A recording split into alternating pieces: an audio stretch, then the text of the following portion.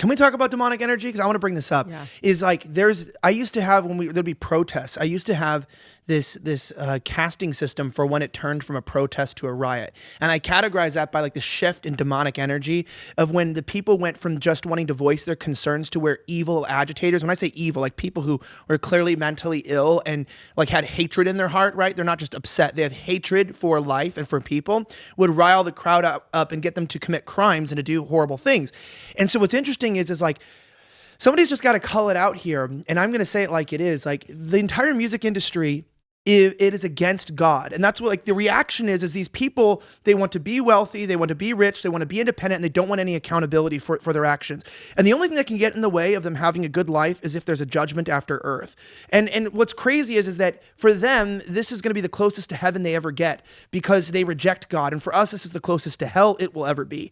And so they have embraced their hedonism and their nature, and they push the envelope. And that's why they try hard to do this. Someone like Travis Scott, like you don't by accident put on an occult themed place. I don't mean Travis, I don't know. People say that he wanted people to die. I have no evidence of anything like that. But I can tell you this, there's nothing about this that a sane person who has positive energy, that even doesn't believe in God, even if you have positive energy and you don't believe in God, is ever going to throw an event like this with occult and darkness. Like people who are good people, even apart from knowing God, don't do this kind of stuff because they know that it brings the like bad kind of people around and it creates negative energy. And like when you're a Christian, you know, it's not just energy, those are spirits and demons.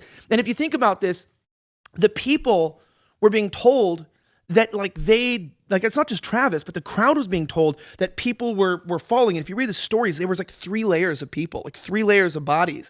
And the people didn't care. And they kept rocking out to the music, stepping and partying on top of the bodies. Like at the very least, those people, I believe, are very much deadened in their heart. And it's not that they, sat down and like met a demon and were like, hey, I'm going to be a demonic guy. But when you reject God, I think there's 2 different types of people. I think there are people that are still on the path to finding God and they're just confused. And then there are people who have been given the chance to know God and then they've rejected him and said, no, I'm going to choose to serve not God, which then makes you a son of the devil. And so I believe that these people, it is put on by evil people, attracts evil people, and therefore evil has power and dominance.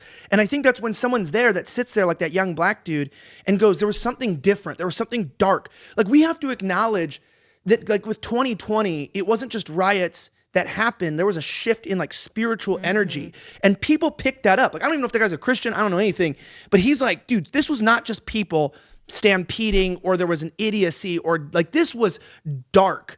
And I do want to point that truth out. Like people feel that aren't Christian. Like, I don't know if you've heard this from people that aren't Christian. They're like, dude, there's been like a dark shift in the air in America. Like something in 2020 shifted in the world. And it's like, that is a shift of like spiritual imbalance of like darkness getting a foothold and like making itself known. And that's why I believe that personally. I don't know if you think differently.